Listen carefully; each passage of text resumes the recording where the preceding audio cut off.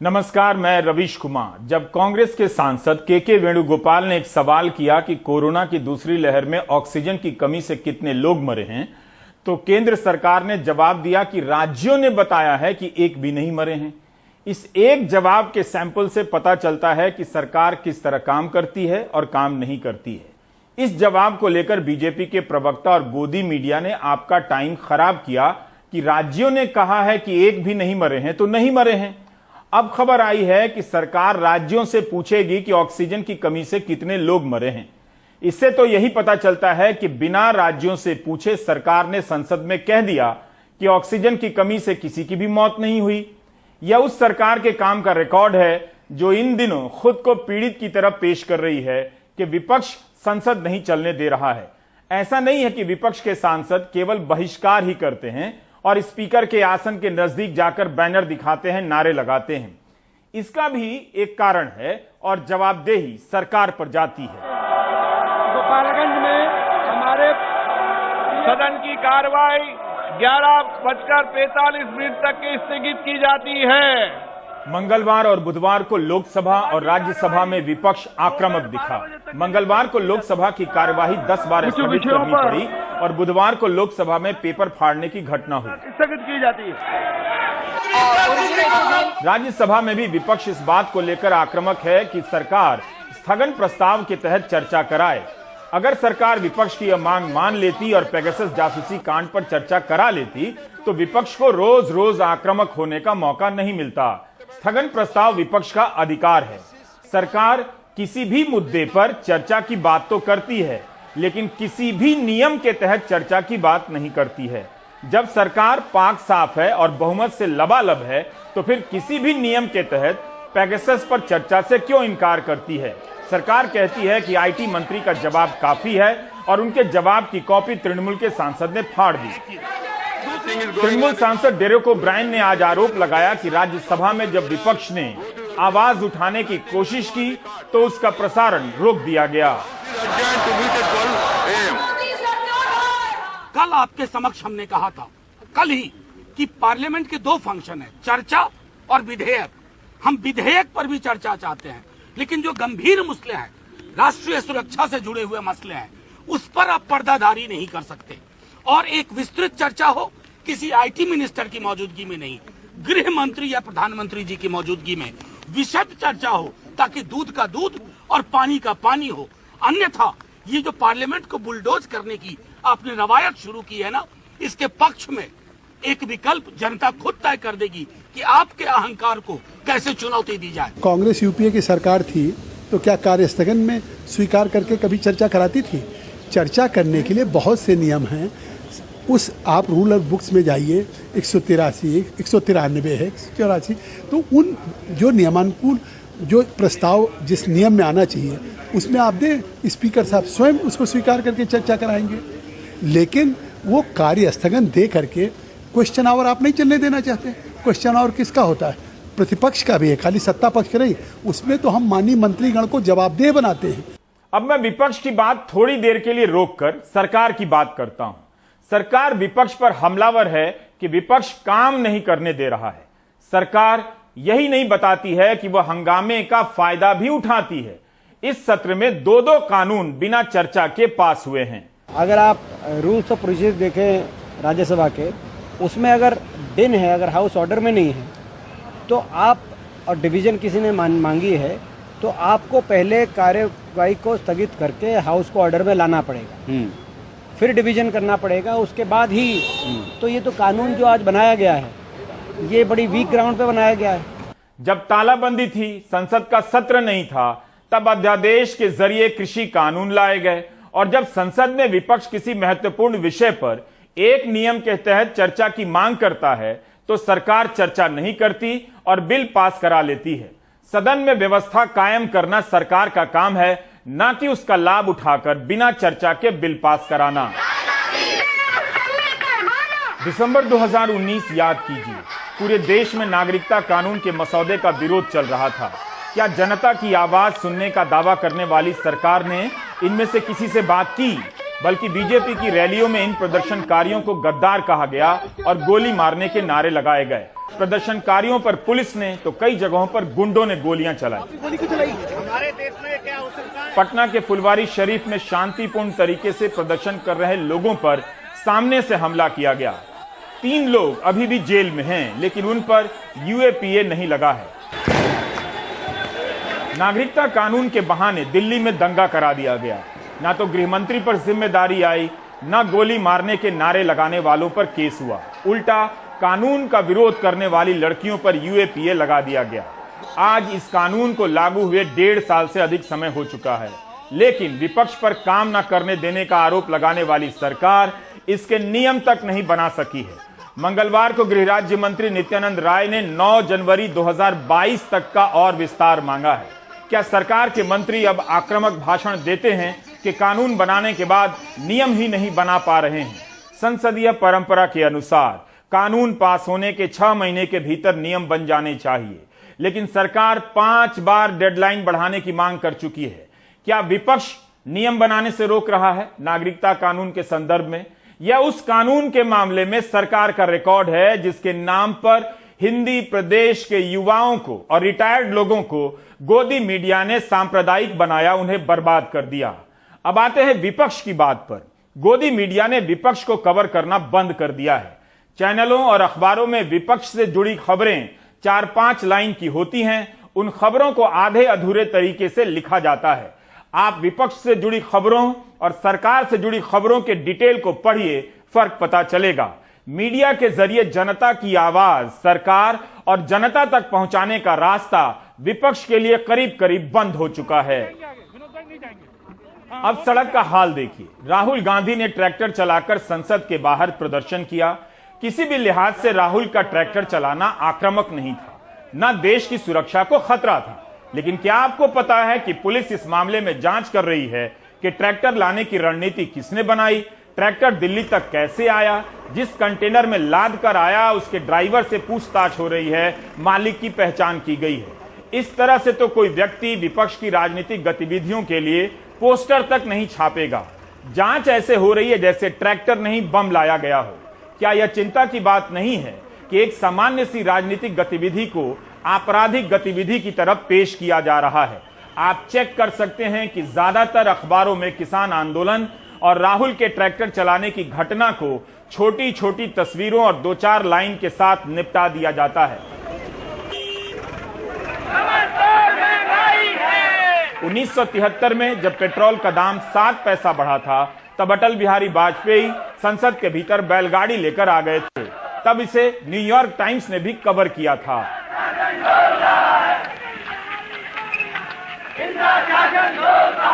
कैसी सरकार, लाचार सरकार है। पेगासस जो सॉफ्टवेयर इजराइल का है, उसे ये सबको स्नूपिंग करती है। उसके बाद भी राहुल जी ट्रैक्टर लेके आ रहे हैं, उसके बाद अब पर्चा कर रहे हैं। तो ऐसे जो पर्चे होते हैं, जो FIR होती है ना, ये हमारे लिए वार्ड होता है। ये तो बात पता चल गई ना, किसान का इशू उठाया है राहुल गांधी जी ने, किसान के लिए राहुल गांधी जी ट्रैक्टर पे आए हैं। तो ये बातें हम पे कोई असर नहीं करती। ये जो पार्टी है ना, इसका बहुत पुराना इतिहास है। इन्होंने बहुत जानें कुर्बान की हैं। ये तो पर्चे क्या चीज़ है हमारे लिए। FIR 10 कर दें, 50 कर दें, कोई चिंता की बात ही नहीं। लेकिन देश के लिए कांग्रेस पार्टी, कांग्रेस का एक एक लीडर खड़ा है। इनको देश को जवाब देना होगा। किसान के मुद्दे पे, महंगाई के मुद्दे पे, कोरोना के मुद्दे पे, पेगासस के मुद्दे पे देश को जवाब देना होगा इनको। विपक्ष के लिए मीडिया का दरवाजा बंद है। सड़क पर प्रदर्शन करने का मतलब है पुलिस की जांच से गुजरना। भारत में विपक्ष होना कभी इतना मुश्किल नहीं था और ना विपक्ष को बदनाम किया गया था। अगर आप इन बातों को नोट नहीं कर रहे हैं तो आपको नोट करने वाला एक दिन कोई नहीं बचेगा। SHO सर, मैंने कल मैसेज किया था। आई थिंक उसी मैसेज को देखकर आप आए हैं कि आज जंतर मंतर पर जो महिला किसान संसद बैठ रहा है, और मेरी इच्छा थी कि मैं उसमें जाऊं, पर आपका क्या कहना कि मुझे नहीं जाना चाहिए? आप रिक्वेस्ट कर रहे हैं और मैं अगर रिक्वेस्ट नहीं मानूं तो ये गैर कानूनी तो नहीं होगा? नहीं, मेरे जाने से लॉ एंड ऑर्डर कैसे खराब होगा? मैं तो कानून की सबसे ज्यादा मानने वाली हूँ। कभी 27 साल की राजनीति में कानून नहीं तोड़ा और आज भी कभी कोशिश नहीं है। यह वीडियो उसी 26 जुलाई का है जिस दिन राहुल गांधी ने ट्रैक्टर चलाकर प्रदर्शन किया था। यह कांग्रेस नेता अलका लांबा का घर है और घर के भीतर पुलिस बैठी है। गोदी मीडिया की बहसों में भाग लेने वाली अलका लांबा के घर गोदी मीडिया भी नहीं है, इसलिए वे अपने घर की खुद ही रिपोर्टिंग कर रही हैं। आप नागरिक बताएं कि दिल्ली में किसी नेता को किसान आंदोलन में हिस्सा लेने के लिए इस तरह से रोका जाना सही है? जब पुलिस घर में घुसकर बाहर आने से रोकेगी तब विपक्ष कैसे जाएगा? और जाएगा तो गोदी मीडिया नहीं दिखाएगा तो आपको विपक्ष कहां से दिखेगा? मेरे घर में जो है वो पुलिस आ चुकी है। उनका कहना है कि वो मुझसे निवेदन कर रहे हैं कि मैं जंतर मंतर ना जाऊं। जिस तरह से हाल के वर्षों में विपक्ष के प्रदर्शनों पर, कार्यकर्ताओं पर लाठियां चली हैं, वो अप्रत्याशित है। अगर इसकी गिनती हो जाए तो आपका नजरिया ही बदल जाएगा।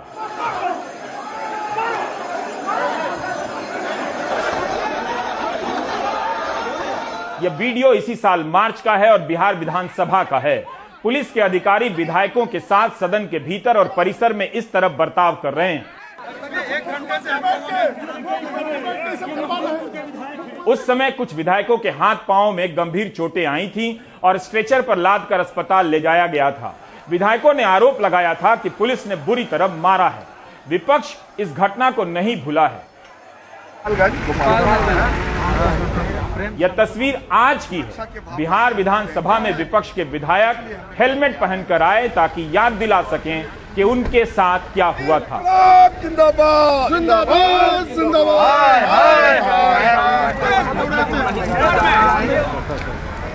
देखिए, लगातार विधायकों के ऊपर जो हमला हुआ है विधानसभा के अंदर, लोकतंत्र के मंदिर में लोकतंत्र का हत्या, विपक्ष की आवाज को दबाया जा रहा है, कुचला जा रहा है, लात और घूसों से मारा जाता है विधायकों को। इसी लोकतंत्र के मंदिर में पोटिकों में कई विधायकों को लहूलुहान कर दिया गया था, सिर फोड़ दिया गया था। बिहार में बहार है और सिर फोड़वा सरकार है। विधायक सदन के अंदर सुरक्षित नहीं है। ये 23 मार्च की घटना ने पूरी दुनिया को बता दिया है कि बिहार विधानसभा में अपने लाखों लोगों के चुने हुए जनप्रतिनिधि भी सुरक्षित नहीं है। उनके साथ पुलिसिया गुंडागर्दी, प्राइवेट बाउंसर बुला करके उनको पिटवाया जाता है अपनी बात मनवाने के लिए, गलत कानून को पास कराने के लिए। तो आज उसके बावजूद जो कार्रवाई सरकार ने की है वो खोदी पहाड़ निकली चूहिया वाली कार्रवाई है और सरकार हम लोग की सुरक्षा की गारंटी करने में विफल है। इसलिए हम लोग हेलमेट पहन करके आए हैं कि किसी भी परिस्थिति में हेलमेट है जरूरी, नहीं तो होगा हेड इंजरी। जो नारा है उसको हम लोग सदन के अंदर चरितार्थ करना चाहते हैं। हम लोग हेलमेट जब तक मांगे नहीं पूरी होगी, डर है हम लोगों को कि किसी समय ये लोग सिर फोड़ सकते हैं। सिर फोड़वा सरकार है और हम लोग का है जी किसी मांग है जी किसी दोषी जो जितने भी पदाधिकारी उन पर कार्रवाई किया जाए, लेकिन सभी को बचाया जा रहा है। सिर्फ 2 को सिपाही को जो नीचे स्तर का उसको बलि का बकरा बनाया गया है, बाकी सभी लोग को आजाद कर दिया गया, छुट्टा दिया, छोड़ दिया गया। हम सरकार से न्याय की गुहार कर रहे थे। 23 मार्च को जिस तरह से लोकतंत्र शर्मसार हुआ, जिस तरह से महिला विधायकों का चीरहरण हुआ, जिस तरह से बर्बरता की गई, घसीटा गया, तो निश्चित रूप से एक जनप्रतिनिधि विधायकों की बिहार में ये स्थिति है तो आम व्यक्ति की क्या स्थिति होगी, आम महिलाओं की क्या स्थिति होगी। हम न्याय की गुहार कर रहे हैं और सरकार से सख्त, सरकार मनमाना रवैया अपना रही है, सरकार सख्त कार्रवाई नहीं कर रही है। उसके विरोध प्रदर्शन के लिए हम यहाँ बैठे हुए हैं। हम प्रोटेक्शन के लिए बैठे हुए हैं, कहीं हमारे साथ दोबारा ऐसा हमला ना हो जाए, इसलिए हम अपनी सुरक्षा के लिए बैठे हुए हैं। अब तो कोई भी डर नहीं है, कुछ भी हो सकता है विधायकों के साथ। रफाल के घोटाले पर फ्रांस में जांच हो रही है, भारत में नहीं होगी। पेगासस पर फ्रांस में जांच हो रही है, भारत में नहीं होगी। मामला इतना गंभीर है तभी तो फ्रांस के राष्ट्रपति ने इजरायल के प्रधानमंत्री से बात की और आज इजरायल के रक्षा मंत्री फ्रांस गए हैं ताकि अभी तक जो भी जानकारी मिली है उसे फ्रांस के साथ साझा कर सकें। 4 देश इसकी जांच कर रहे हैं। केवल भारत को लगता है कि गंभीर नहीं है यह विषय। सेना और नौकरशाहों, पत्रकारों के फोन नंबर जासूसी की सूची में होने के बाद भी सरकार जांच की बात नहीं कर रही है। आज 14 विपक्षी दलों की संयुक्त बैठक हुई और रणनीति बनाई गई कि पेगासस जासूसी कांड को लेकर क्या किया जाएगा। आप किसी भी अखबार और न्यूज चैनल में इस मामले के कवरेज देख लें। अतीत में ऐसे पर्दाफाश पर सरकारें गिर जाया करती थीं, लेकिन आज गोदी मीडिया जासूसी कांड की खबरों को हिंदी प्रदेश के करोड़ों पाठकों तक नहीं पहुंचने दे रहा है। लेकिन यह खबर जरूर विस्तार से छपती है कि विपक्ष ने हंगामा किया और सदन का काम नहीं चलने दिया। यहाँ पे आज हिंदुस्तान का पूरा ऑपोजिशन आज यहाँ खड़ा हुआ है। हर पार्टी के नेता हैं और हमें यहाँ आज क्यों आना पड़ा? क्योंकि जो हमारी आवाज है उसे पार्लियामेंट हाउस में दबाया जा रहा है। हमारा सिर्फ एक सवाल है, क्या हिंदुस्तान की सरकार ने पेगासस को खरीदा, हां या ना? क्या हिंदुस्तान की सरकार ने अपने लोगों पर पेगासस हथियार का इस्तेमाल किया, हां या ना? हम सिर्फ ये जानना चाहते हैं। हमें क्लियरली बताया गया है, सरकार ने बताया है कि पेगासस पे कोई भी बातचीत नहीं होगी हाउस में। मैं हिंदुस्तान के युवाओं से, जनता से पूछना चाहता हूं, आपके फोन के अंदर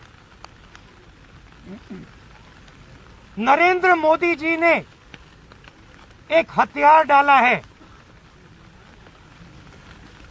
मेरे खिलाफ वो हथियार का प्रयोग किया गया, सुप्रीम कोर्ट के खिलाफ उस हथियार का प्रयोग किया गया, बाकी नेताओं के खिलाफ वो हथियार प्रयोग किया गया, प्रेस के लोगों के खिलाफ ये हथियार का प्रयोग किया गया, एक्टिविस्ट के खिलाफ इस हथियार का प्रयोग हुआ। तो सदन में बात क्यों नहीं होनी चाहिए? क्या कारण है कि सदन में बात नहीं हो रही है? यह सवाल है। हमारे बारे में कहा जाता है कि हम पार्लियामेंट हाउस को डिस्टर्ब कर रहे हैं। हम पार्लियामेंट हाउस को डिस्टर्ब नहीं कर रहे हैं। हम सिर्फ हमारी जो जिम्मेदारी है उसे पूरा करना चाहते हैं।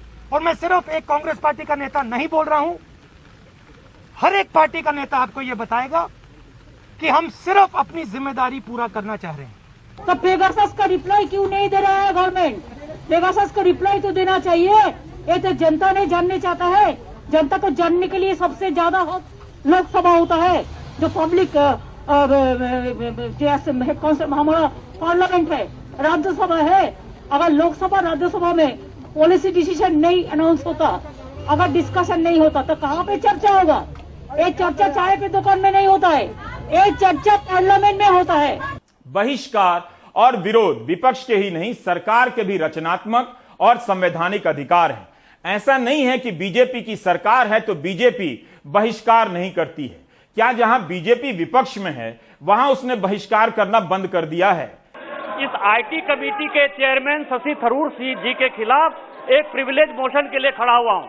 मंगलवार को बीजेपी के सांसदों ने आईटी मामलों की संसदीय समिति की बैठक का बहिष्कार किया। इस बैठक में सिनेमेटोग्राफी बिल पर चर्चा होनी थी। सांसदों ने आरोप लगाया कि बैठक का एजेंडा पहले नहीं दिया गया और संसद के चलने के दौरान बैठक के नियम नहीं है। बीजेपी के सांसद निशिकांत दुबे ने शशि थरूर को अध्यक्ष पद से हटाने की मांग की। आज अभी हमको पता चला है कि ये जो सरकार है ये ना पार्लियामेंट में डिस्कस करना चाहते हैं और आईटी कमेटी में आज हमने होम मिनिस्ट्री को बुलाया पेगासस में जांच करने के लिए। और अभी निशिकांत दुबे जो है, जो हमारा बीजेपी के सांसद है, उन्होंने प्रिविलेज मोशन फाइल किया शशि थरूर के अगेंस्ट में, सिर्फ एक ही कारण से कि ये मीटिंग आज बंद हो। हम ये बोलना चाहते हैं कि हमने minister of IT Ashwini Vaishnaw के अगेंस्ट में privilege notice last week file किया था और जब सदन ने वो नोटिस नहीं लिया तो शशि थरूर के अगेंस्ट में नोटिस इन लोग नहीं ले सकते। ये सिर्फ एक प्लॉय है हमारे मीटिंग बंद करने के लिए। बीजेपी के सांसद इतना बता दें कि जब राज्यसभा में धारा 370 हटाने का बिल पेश हुआ तो उसकी प्रतियां सांसदों को पहले से दी गई थीं। राज्यसभा के सभापति ने इसकी अनुमति क्यों दी? क्यों नहीं सांसदों को पहले से कॉपी दी गई? क्या सरकार को विपक्ष में विश्वास कम था? My point of order is on Rule 69. Sir, Rule 69 allows the chairman to use his discretionary power to introduce a bill on the same day without circulating it, without members reading it. It allows you the power, sir. It allows you the power. I have no quibble on that.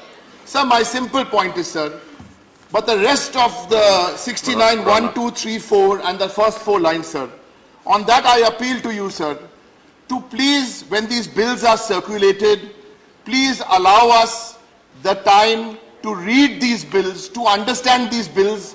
विपक्ष सरकार को नहीं रोक रहा है, बल्कि सरकार विपक्ष को रोक रही है। सदन में सरकार रोती है कि विपक्ष काम नहीं करने देता है, लेकिन विपक्ष जब सदन के बाहर अपना काम करने जाता है तो सरकार विपक्ष को काम नहीं करने देती है। अपने ही देश के ये सांसद थे। धारा 370 के हटने के बाद जब विपक्ष के नेता कश्मीर का दौरा करने गए तो उन्हें श्रीनगर एयरपोर्ट से ही लौटा दिया गया, लेकिन उसके कुछ दिनों बाद किसी को पता नहीं था कि यूरोपियन यूनियन के ये सांसद किसके बुलावे पर भारत आए हैं। लेकिन इन विदेशी सांसदों को कश्मीर का दौरा कराया गया और वो भी पूरी सुरक्षा के साथ।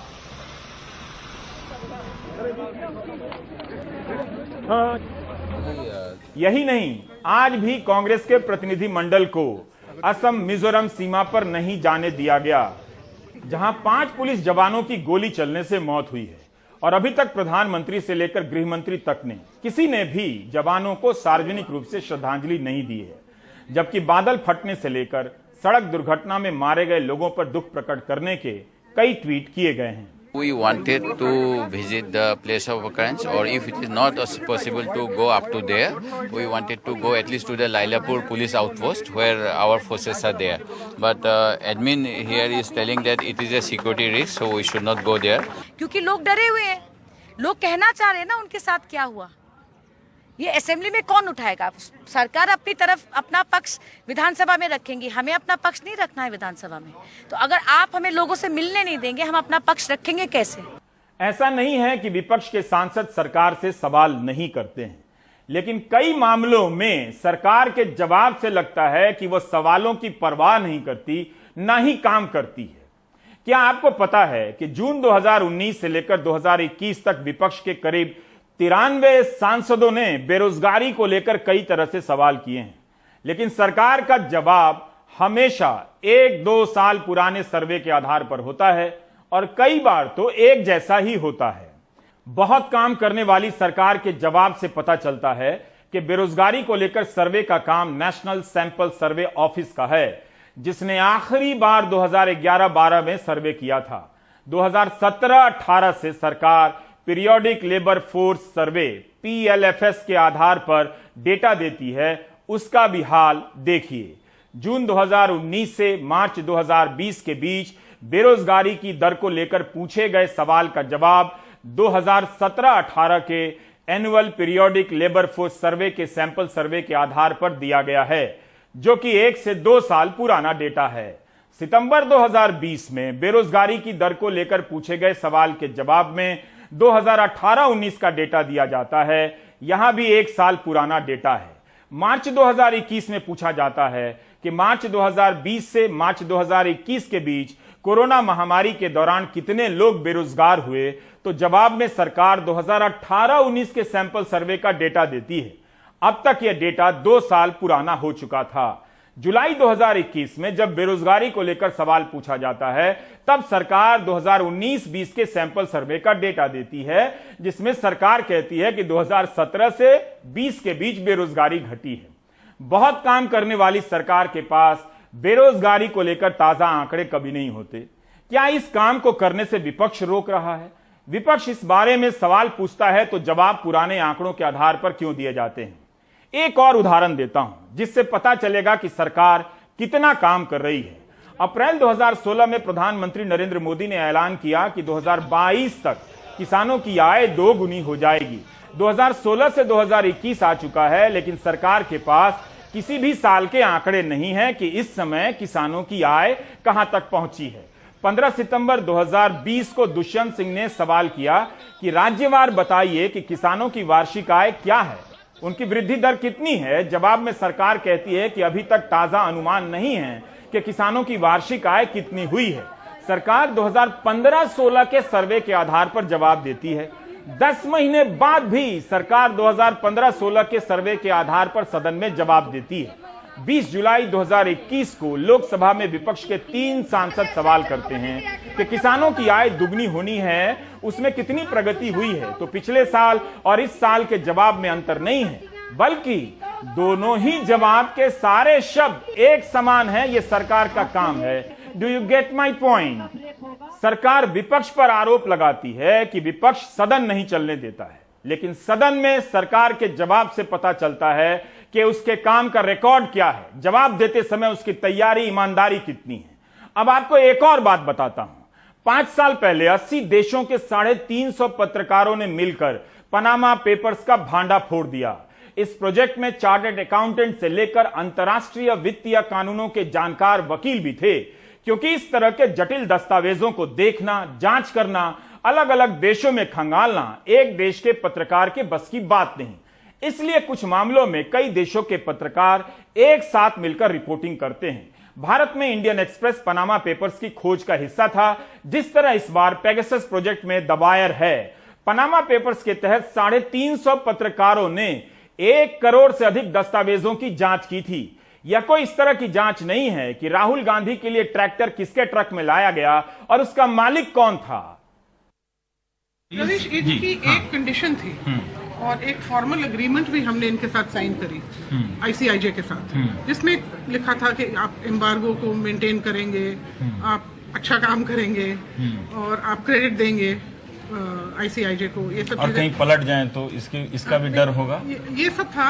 और जब उनसे बातचीत हुई एग्रीमेंट साइन करने से पहले, तो वो बहुत एम्फसाइज कर रहे थे कि आपको इंटरैक्टिव रहना है। तो इन्होंने एक फोरम बनाया था वेब पे, जिसमें सब सीक्रेट कोड्स और पासवर्ड थे कि आप एक दूसरे को बताते रहेंगे। अगर पाकिस्तान में कोई इंडिया की लीड मिली तो वो हमें बताएंगे, हमें कोई लंदन की लीड मिले हम उसमें डाल देंगे एकदम। तो भी मतलब एक अलग अलग हमको साइलोज में काम नहीं करना, एक दूसरे से इंफॉर्मेशन शेयर करना। पनामा पेपर्स में भी वही गार्डियन अखबार था, वही ज़्यूडडॉयचे साइटुंग था, और पेगासस जासूसी कांड का पर्दाफाश भी यही अखबार कर रहे हैं। तब सरकार ने नहीं कहा कि यह अखबार भारत और उसके पूंजीपतियों की छवि बर्बाद कर रहे हैं। सरकार ने जांच की बात मान ली थी। जिस दिन मोदी सरकार पेगासस जासूसी कांड की जांच से इनकार कर रही थी, उसी दिन यानी 26 जुलाई 2021 को निर्मला सीतारमण राज्यसभा में एक लिखित जवाब देती हैं कि 1 जून 2021 तक पनामा पेपर लीक मामले में भारत से संबंधित व्यक्तियों के संबंध में कुल 20,078 करोड़ रुपए की अघोषित संपत्ति का पता चला है। वित्त मंत्री ने कहा कि पनामा पेपर लीक के 46 मामलों में आपराधिक अभियोजन शिकायतें दर्ज की गई हैं, जिनमें 20 मामले आयकर कानून 1961 के अधीन हैं। 20,000 करोड़ की अघोषित संपत्ति का पता चला है। आप बताइए, दुनिया भर के पत्रकारों ने मिलकर पनामा पेपर्स प्रोजेक्ट के तहत जो पर्दाफाश किया, उससे भारत का नुकसान हुआ या फायदा हुआ? ऐसे तो पनामा पेपर्स के पर्दाफाश का 5 साल से अधिक हो गया, लेकिन अभी भी सरकार इस मामले को अंजाम तक नहीं पहुंचा सकी है। फिर पनामा पेपर्स की तरह पेगासस जासूसी कांड की जांच सरकार क्यों नहीं करा रही?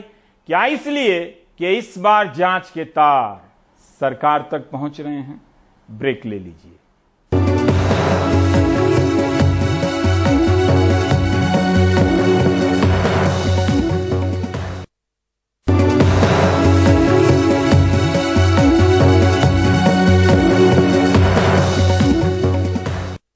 बहुत काम करने वाली सरकार ने एक और काम किया है। जो अफसर 4 दिन बाद रिटायर होने वाले थे, उन्हें दिल्ली पुलिस का आयुक्त बना दिया है।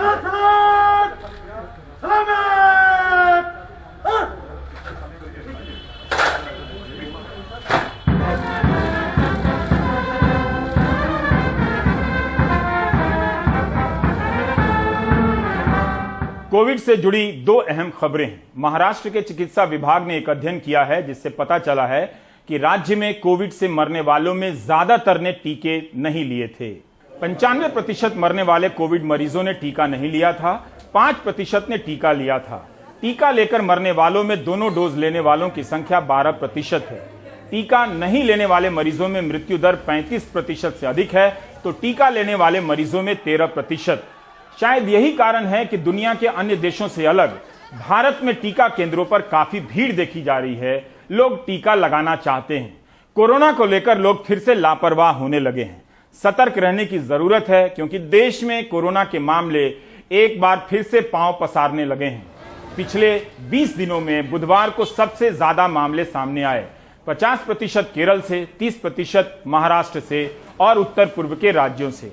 दूसरी लहर के दौरान 4 लाख से गिरकर रोजाना 1 लाख मामलों के आंकड़े तक आने में 37 दिन लगे, पर अब 51 दिनों से रोजाना मामलों के आंकड़े 40,000 के आसपास ही थम गए हैं।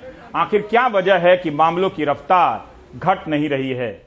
आप सावधान रहिए। आप देख रहे थे प्राइम टाइम। नमस्कार।